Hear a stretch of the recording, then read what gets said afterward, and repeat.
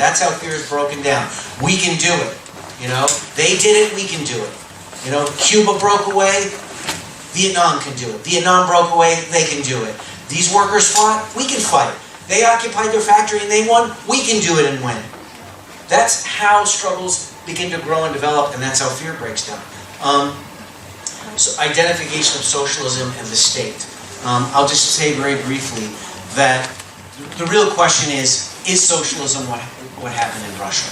And there's no doubt that what they tried to set up in Russia was socialism. There's no doubt that there were mass struggles, mass revolutionary movement that overturned society in Russia. It was also one of the poorest industrialized countries in the world, and their hope was, we can start here, but we can't finish here.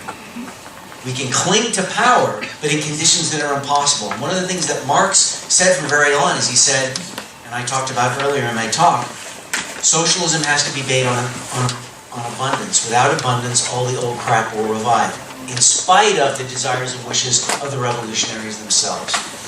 And that's what happened in Russia. In spite of the wishes and desires of the revolutionaries, the workers, the ordinary people who tried to set up a new society, revolution failed to spread, and Russia remained isolated. You can't have socialism built on the collapse of industry and mass starvation. And that's what happened in Russia during the Civil War. And a massive counter-revolutionary army supported by France and Britain and the United States and Japan. Under those conditions, they managed to hold together, but they held together at the cost of the sort of democratic upsurge that had sustained it from its beginning. That began to kind of be replaced by just an attempt to hold it all together from the top.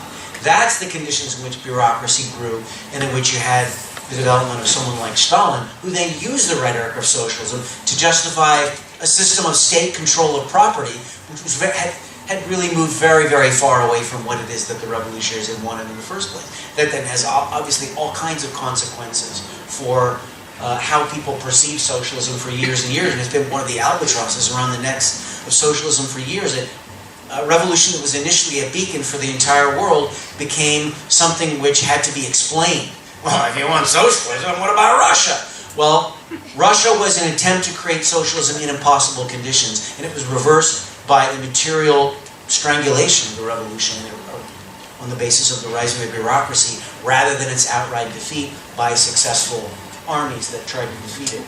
It held together at an incredibly great cost, and so we still have to have that discussion, but it doesn't mean it still is a beacon for us, because workers took power and held it in impossible conditions for a very brief period of time that had never really been done.